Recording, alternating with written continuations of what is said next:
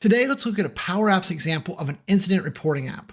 And with this app, we're going to walk through that I've built already for us. We're going to look at things like it's built on top of Dataverse inside of a solution. It's got deep linking, so you can send people straight back to incidents. You're going to send an email off to the incident response team. We're also going to look at it has witnesses, and we're going to do a one-to-many relationship there. It has photos, one-to-many relationship there, and then just a bunch of little niceties that make this app a very smooth and easy use process when you're doing your incident reporting. If that sounds like fun, then let's switch over to my desktop and take a look. All right, so we're going to demo this from the browser, but this was designed and works on a mobile app. And we'll talk about some of the things that would be different if you're running it or when it's running on the mobile app. But it is a mobile app because incidents usually happen in the field, right? So first, let's just start with some lovely incident reporting and let's click on new. So here you're going to get those typical questions. And what I did was I've seen a lot of examples of people that do this in Excel today, and they've shown me all of the columns information. And so I kind of took out some of the critical ones and just did it, right? So like location, well, let's just pretend like this happened in my kitchen. So we just type in the kitchen. I know, shocking. Incident date, we're going to use the lovely little modern controls date picker. Yeah, I use the modern controls. They have their pros and their cons, but we wanted to kind of make it look a little fancier. So that's what we tried. So severity here, we're going to say that it is medium. Category, we're going to say it is a electrical issue. And then for description, now description, this is where we want all the details, right? So I don't want them to type in this little box. So when you hit the plus here to add a description, I actually made a dedicated screen that gives you a place to put instructions, anything you want them to know about filling out the description, but gives them a nice big box to do so as well, right? We want to encourage a lot of information here. So I'm going to throw something in real quick. All right, I won't read the description to you, but this is actually a true thing that happened in my house. Our range hood turns on every time the microwave finishes running, and it seems super bad. So we had an electrician come out and take care of it. So kind of maybe the kids that were involved, maybe the kids weren't, who knows? But anyway, so they fill out their description and then they hit the check mark here. And so then you can see that we kind of put the description a little bit here so they know what's in here, but we're not wasting all the screen real estate with the whole description. If we click in, we can go back and see it. And then we, of course, can go back. Now for witnesses, a lot of times in these Excel versions of these, they just got like 12 columns, right? Incident or witness 1, 2, 3, 4, 5, 6, 7, 8, 9, 10, 12. That works great if you just have a big Excel table to track this stuff. But in our case, we want to have a proper data model. So we're going to look at, we have a separate table for witnesses. And so when we click on the plus here, we get brought over here to grab the witness's information. So let's fill out some of this real quick. Okay, so we've got here like a name, a phone number, driver's license, social security number, etc., right? Which sounds super crazy, but I promise you, I see people's incident reports all the time, and invariably they've got some type of PII in there, right? So private information that probably shouldn't be stored in an Excel spreadsheet. And so this is just a reminder, like think through that, because now if it's one big Excel spreadsheet, like we usually see, then the person puts in the next incident can see all the PII of the person from the previous incident. Like it's not ideal. So you want to be thinking more about that. This is where we're using something like Dataverse to store the data, right? We could do more security on the objects. Like this app doesn't have security wrapped around all of it, but you could use Dataverse's security model to lock this down. So if you are needing to store that information, which I'm not saying is a good or a bad idea, that's up to you, but that you could do it a lot more secure than just dumping it in a field in Excel. So that was one that Mo from my team wanted to make sure I point out because she sees that a lot. And then the random notes. So then we hit the save button here. It just adds the witness down here. And so if we add another witness, right, we can just add her and we hit save as well. It's just going to go down here in a gallery where we can kind of scroll through those. Okay, but when we go back over to our other screen, so if we're done, then we're going to see that the witnesses, and we just put a couple of fields in here. So then that way that, you can see that, yes, my witnesses got saved. And if I click back in, of course, then they would be there so I could scroll through them some more. Now, we didn't add the ability to edit witnesses.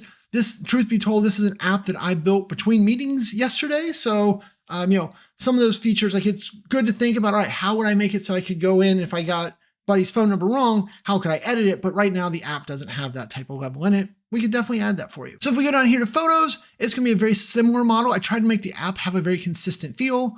So if we hit the plus here and we go and add a picture, now, when we choose to add a picture here, right, let's just grab this picture of Buddy sleeping underneath the curtain, right? That's Buddy's way of putting himself in a blanket. He goes and gets in the corner under the curtain and he feels all warm. But anyway, when we add photos, so on a desktop PC, it just lets you add, you have to choose files. But if I was running this on my actual phone, then it would invoke the camera and so I could just take the photo right there. So this is one of those weird controls that works differently, whether it's on the PC or on a phone or tablet device. So anyway, just know there's a better experience there. It's already built. it works that way, and this automatically, it just looks different on the PC.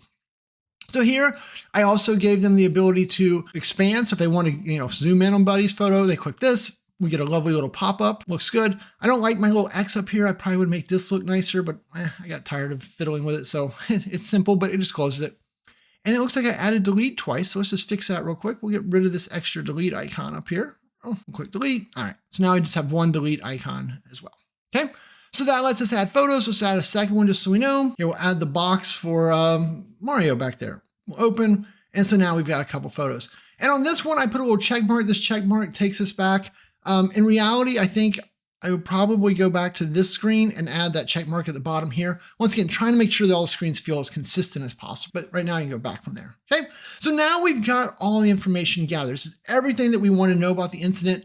If you wanted to have additional fields, right, we would just add them. But this is get you the idea, hopefully, of what the core experience looks like.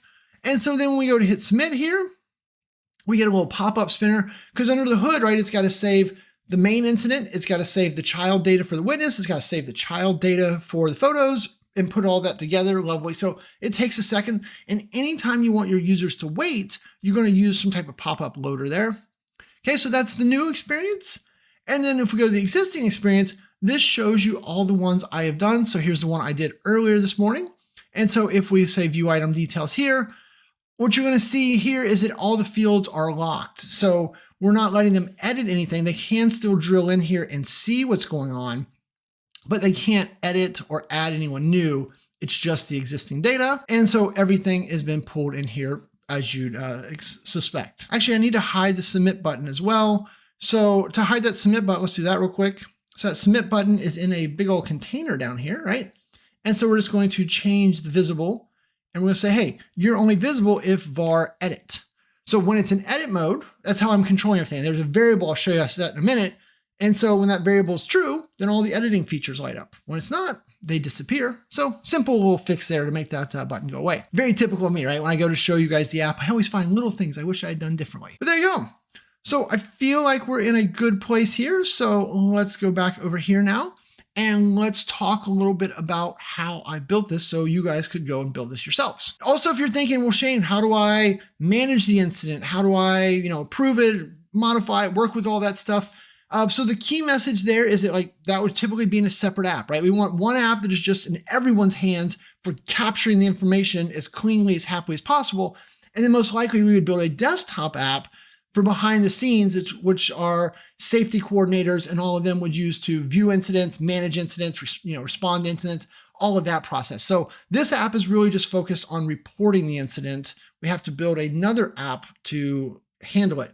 And if that's something you'd like to see me build, I don't have it built at the moment, but leave a comment below and tell me, A, you want to see it, B, what do you want to see that app do? I need ideas for features and stuff. And so please put those down there. Hey, if you're digging this app, just a reminder, we help customers build these apps. We've helped customers on every continent except for Antarctica. Still haven't made a penguin app. If you're in Antarctica, I'll build you an app for free just to say I did it. But we have customers all over the globe. We help build apps just like this one, obviously more robust and more to their exact features. But we have a lot of consulting services over here at PowerApps 911. So just go over to www.powerapps911.com, fill out the contact form, and me, Mo, Jennifer, someone will follow up with you very quickly on how we can help you. Oh yeah, and I didn't show you, when you submitted the incident, it also sent out a well-formatted HTML email with the deep link. And so if we click on this link, then that would take us back to the app, straight to the view version of that incident. So once again, we're gonna see how this is built, but I forgot to show you that as part of the demo. So let's throw that in there as well. Now what I wanna do is explore the code side of this, right? We're not gonna show you every piece of code, but we're gonna walk through how it works so you understand at a pretty good level. So over here, we look at data. So for this one, I built it on top of Dataverse.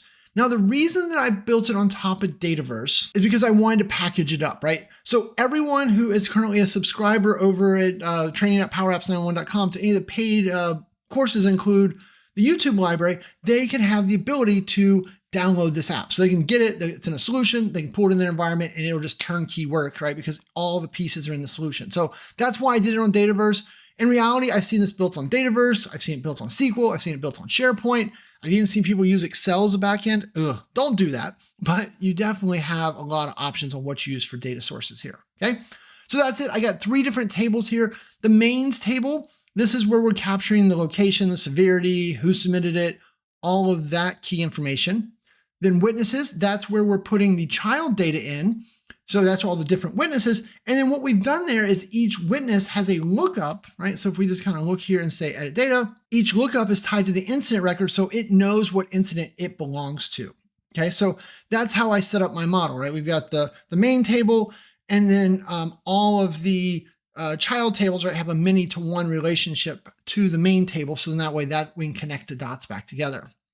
Same exact thing over there for photos. Photos has got that same type of lookup. So that's how we did it. We also added the Office 365 Outlook connector to send the email. Over here on the design part, if you're wondering how did Shane make something beautiful? Yeah, Shane made this all by himself. Well, ChatGPT helped a little bit. But the way that I built this thing, so I used Canva to create this rich background screen, and then I threw on top of it just the buttons, right? So it's just a welcome screen that is set to be that image.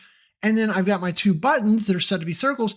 And I put containers under all of them, right? Can you see how all of my buttons, if everything in my app's kind of got a shadow to it, right? Give it that lift off the screen feel.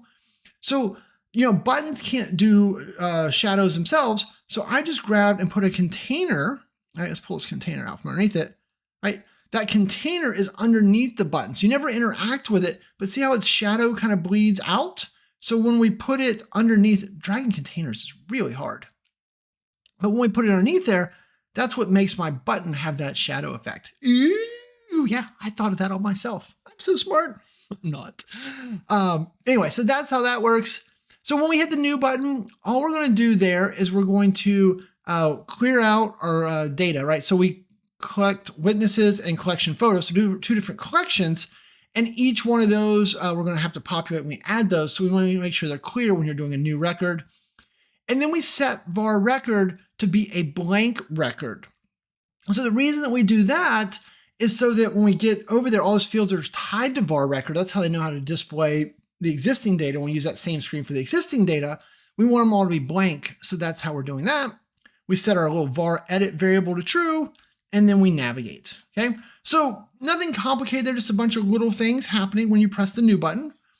So we hit the new button, boop. Now when we land on this screen is, a little bit going on, right? So let's kind of collapse this. So we have a header. So the header is the component. I created a component that is my designed header, right? Remember, we want consistency. So I made the component inside of a container, I made the component, I put a container inside of it, and I gave the container, right, container one here, that drop shadow semi-bold. So that's how we're getting the bolding, the little bit of a drop shadow around that over there. And then we design it, and then we just throw this header on every screen, and then we don't have to overthink it, right? But that's why that has that little bit of lift off the screen, because it's not just the component, it's a container inside the component, because containers is the only way to get that shadowy effect. So we have the header. Then I made another container here to stack all my stuff in. Now you could have maybe done this with Microsoft, with a form. I don't know, like a form would have been really obnoxious here because I had those other pieces, but if you're into forms, you definitely could have done this with a form. I did it with individual controls and Patch, and I did do it with modern controls. I'm still not a fan of modern controls, but I keep trying to do projects with it once a month or so to see if I become a fan. Still not a fan, but I did it with modern controls. So then here, I just kind of, there's a label, there's an input. All of these inputs, one is there is if var edit. So var edit was a variable we set back here on the welcome screen. So when we said new, we said set var edit to true. And so since var edit is true, then display mode is edit. So that's why they're able to interact with this control and write their data in there. If not, display mode would be view. Okay, so we repeated that same thing for location, incident date. Now you know what else I gotta show you here? So we had the display mode. We also then have to set their default. Now with modern controls, sometimes it's called default, sometimes it's called selected date, sometimes it's called value. You gotta go find it yourself. But we did value here. And so var record.location, right? Because right now var record location is blank, so there's nothing in here. But we know that when we view existing, we're gonna set that same variable, and then var record location would have the location, right? So that's what we've had to do with all these controls, is basically tell them, hey, we need you to show data when it's available. Incident date, same way. Severity. So here I wanted to put, right, remember this is all a container. It's a horizontal, vertical container. It's a vertical container. And so all the things stack up, but I decided I wanted severity and category to be side by side. So I had to put a horizontal container inside my vertical container. And then, or no, it's not a horizontal container. It's just a regular container where you can put the controls wherever you want. But then I was able to drag all those and create this side-by-side experience for myself. So that was how I stacked things up so I could get these two side by side so I could make more screen real estate, right? I don't want my main screen to scroll. So I tried to collapse things as best I could. In reality, if I had so many fields, because some of you might have 10 or 20 more fields than I do, then I would probably just have multiple screens. Like the same way we bounce off here description, maybe there'd be one for, location information or one for, severity ratings or something.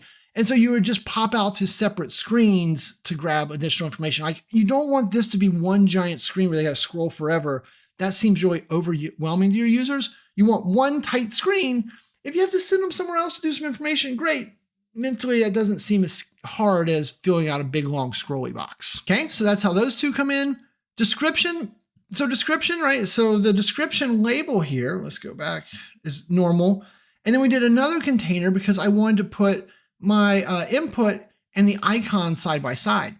Now, in this particular case, this input is always set to display mode of view, so you can never edit it. So really it's just a label, but I wanted it to look like the other fields. So I used a display mode of view on a input so it would look the same as location. And then the value, what it is showing us is it's either going to show us whatever is input description's value, or if that's blank, then show us var record description. And if those are blank, then it would just be straight up blank. The reason for this is I want to be able to show the data, but I also want to be flexible how they get in and out, right? So then if we click on this is going to, the icon changes to what it looks like based on what, if we're in edit mode, or if this is blank or not. So whether it's an add icon or a search icon, which I'm using a search icon because I don't like the view icon, but I'm using the search icon as a view icon.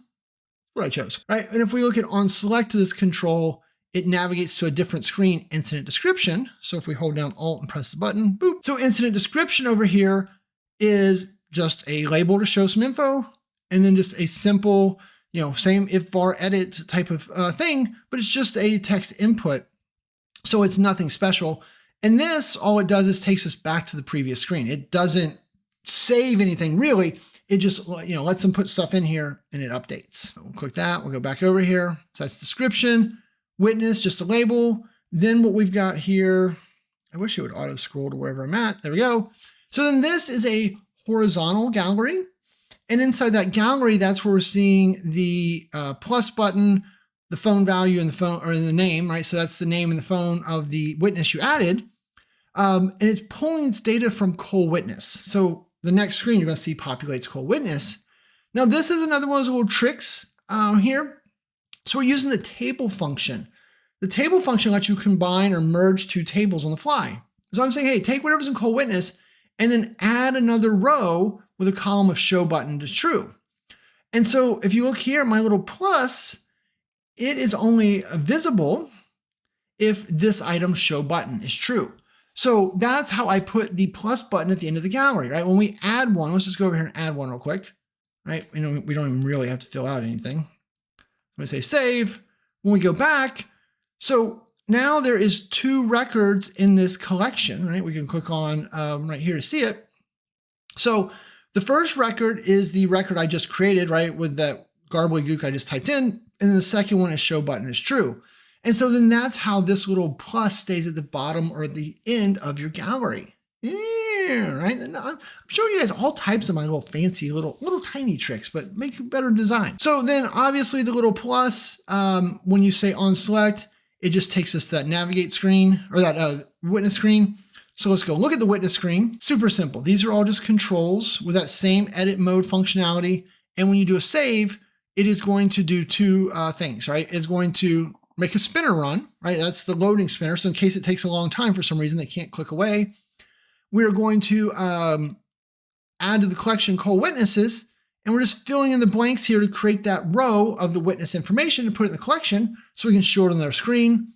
And then of course, because they hit the save button, we want to reset all the controls so they all blank out, and then finally turn off the spinner so then the spinner goes away. So that's what is going on there. Yeah, down here, this is just as you can imagine, this is just a regular gallery showing you cold witnesses. And it's got a delete button here, which just automatically deletes things. Now, in a second, we're going to talk about, right, because they're entering the witnesses. I didn't feel like I needed any type of confirmation.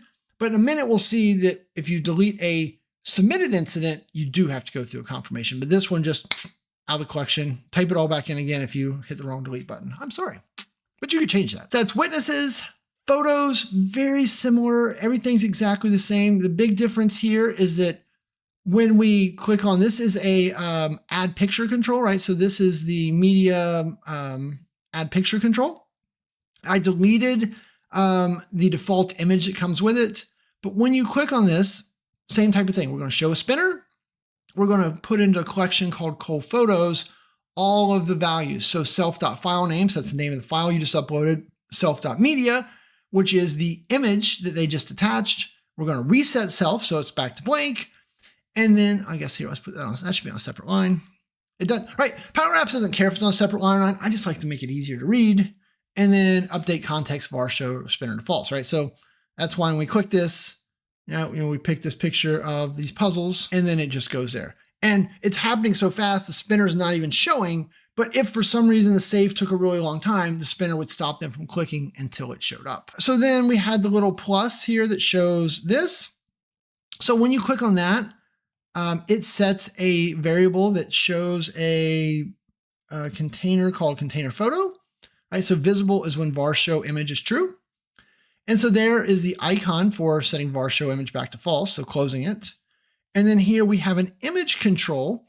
I took the image control, I set the background to white, and I gave it a purple border, or no, white border. I gave it a white border, but I just want to kind of make it have a little bit of space visually, so it got away from that purple. And then for the background of the container, I used an HTML control with some fancy HTML in it to get that fun purple effect, right? Maybe it looks a little too overwhelming. I don't know, but I was playing with it. That's based on a video that Ryan made for me a couple weeks ago. If you look up there, there'll be a link to the video on how to get that fancy, I think they call that glass morphism. But I was just trying to throw a little polish on my app. All right, so let's cancel that. All right, and then of course, delete deletes it. And then this really just navigates us back to the previous screen. Okay, so then once you've collected all your data, then the biggest formula is here in the submit, right? There's a lot going on. So first thing we want to do, show a spinner, right? So make sure that they can't click around while they're waiting. Then we're going to kind of start with the main record. So we're going to patch our primary record, our new incident, right? So the location, the severity, the description, all that information. We're going to write that to incident's main var record. And so since var record is currently set to defaults, it will just create a new record. When we're done patching that, we're going to update our variable var record with the new values that we did. So that saves the main data. Then what we're going to do is we're going to say for all cold witnesses data, right? So loop through that collection of the witness data. For every record in there, I want you to patch incident witnesses to false incident witnesses, right? So we're creating a bunch of incident witnesses. Oh, really hard for me to say. We're creating a bunch of those people, right? Ugh. Talking is hard, people. Anyway, we're going to patch all their data with the name, the notes, the PII, and the phone number. And then we're going to the last little piece, incident record var record. So this is where we create the relationship for this witness back to its parent, right? The actual incident. So that's how you do that. Dataverse just expects you to patch a record. It doesn't care if you did it with a variable, with a lookup, you manually handcrafted it. That'd be terrible, but you could. Whatever way you get there, it wants a record. Now, if you're not used to working with Dataverse lookups, I'll put another link to video up there. That was last week's video, I think. But I talked about those in great detail. So then we do literally the same exact thing for cold photos, just to a different table, right? Because saving that is a little bit different. Be careful here. Like we want to make sure that when we patch the photo, we want to set the value to that photo blob that we saved over there. So that is, if you haven't patched a lot of Dataverse image columns, that's what the syntax needs to look like. So a little bit confusing, but it took me a hot minute to remember how to do it. Next, we send the email off, right? So send email v2. We're going to send it to the logged in user. And then in this case, we're going to send it to Chewy as a hard code, because every time I do these, there's some type of incident email address they want me to send them to. So we're just using Chewy's email address here, but you could, update that portion to send to whoever you want. If you download my app, remember you guys can download this app, Be sure to quit spamming Chewy. Chewy gets a lot of spam. It'll be all right though. If you do, it's okay. Subject, new incident report. And so then here I did all of this, right? So this is a bunch of HTML. Little pro tip here. What I did was I wrote a very generic version of this, and then I went over to Copilot and said, hey, here's what I wrote. I want you to change it to be HTML. I want you to make it prettier, and I want you to add logic like if the severity is high, then change the color of that text to red. So that way it really sticks out that it was a, severe accident type of thing. I just used, one of my large language model AI tools to do this. So if you're not using AI to, help you quickly write some nicer HTML, you're missing out. Also, Mo pointed out to me that a lot of you like to do this and generate a PDF for insurance purposes. Great. You've got the HTML now. Add in whatever you want, add whatever formatting, add the headers, footers, whatever you need, and then have it generate a PDF. Maybe that's something you asked me for in the other app in the description, or not the description, the comments. I don't know, up to you. And then also here, I am sending this is the URL of my actual app, right? I went over to details and got the URL of the app, put that in there. And then I added in and ID equals var record.incidents main. That's the primary key of the parent. So what you're gonna see is when we send the email, like it just says incident report, we clicked on it, you saw that earlier. But the way that works is back here on app on start, we extract out the ID, we then go and do a lookup. If those aren't blank, then we navigate to create new incidents. Okay, so that's how we do what's called deep linking. Another video link up there if you've never done deep linking. Super cool, very popular way, but instead of just sending them to the app, we're sending them to the actual record that they modified or that they need, the incident they need to look at. Back to our little submit button here. And then we navigate back to welcome and we turn off the spinner. That's the most complicated chunk of code by far. And it's not complicated, it's just a bunch of pieces, right? But that's how we save all the data, make all the relationships, send the notifications, etc., etc. One more screen to look at, we're almost done, I promise. So if we go back here to welcome, if we click on existing, so then this is just a gallery. And so what we've done is we've said, hey, when you select the item in the gallery, then turn on the spinner, set var record to be this item, right? So that way it's loaded on the next screen. Clear collect co-witnesses. So go get all the witnesses, loop through the witnesses and recreate the collection the way I want it. Loop through all the photos, create the collection the way I want it. Set var edit to false. So that way it's false. So all those save buttons go away. Navigate to create new incidents and then turn off the spinner. Now I want to point out, give a shout out to my buddy, Matthew Devaney. Here, so one of the things that we never really think about, we always think about polymorphic lookups from, if I'm in witness, right, I can do witness.var parent record and then go through the fields, right? But if you're on the parent record, right, so in this case, if I'm on the main, which is what we are in here, if you do this item.incident witnesses, it understands that that's a table of all of its children. So instead of me having to filter the child list to get the children back, parent.child relationship name has that table loaded. So this was something pretty cool. Like I understood it worked, but I never thought of it that way. And so when I did the lookup video, Matthew mentioned it and I was like, oh yeah. Or Matthew, I don't know, whatever his name is, but you know what I mean? But, and then it clicked in my brain, like this was a little easier way to do it. So that's the first app I've ever added this into directly. So I thought that was kind of cool. And I want to give him a shout out for, reminding me with his little comment, like, hey, Shane, you can do it this way too. I hadn't thought about it. So anyway, so that is how all of this loads. So by clicking this, it triggers that same code. Now, the only other thing that's unique here before we leave this screen is if you hit the delete, all it's going to do is put var record, this item, and then update context var show delete to true. So when we do that, we get our lovely little pop-up here. Are you sure that you want to delete the incident for location house with severity low that was created by Shane Young? So that is just, as you can hopefully imagine, just a label. Where is it? So the label, if we go to text, right? So we just concatenated all the pieces there to get that label. And then here, make sure you make these buttons really smart. Like I get a yes, delete, no, go back. I ask the question, so it's a yes, no question, and then I give them a yes and a no button. I try to make my users not have to think. And I make the scary yes button, this ugly red. Like me and ChatGPT kept trying to make this screen look nicer. It looks okay, but I still don't think it looks right. but it looks better than the first couple of tries. But I really wanted this yes, scary delete button here. So we'll say no, go back. And then of course, if we click on now, the kitchen, the one we added earlier, right, there's the loader. And then now you notice we're back over here, but I can't edit anything because that whole var is edit is false.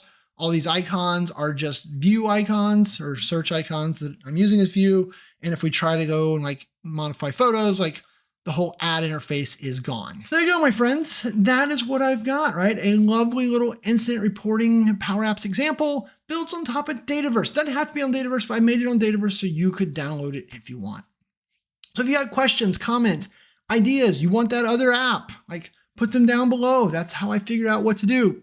This one came in because on our consulting side of the house in the last 2 weeks, we've had 3 people ask about an incident reporting app. So I thought I would build this so people would kind of see what it would look like, right? So help them get ideas of how their app would look, help you with ideas. And I showed you all those fun tricks along the way. So hopefully you enjoy that. All right. With that, I'm going to say thanks and have a great day.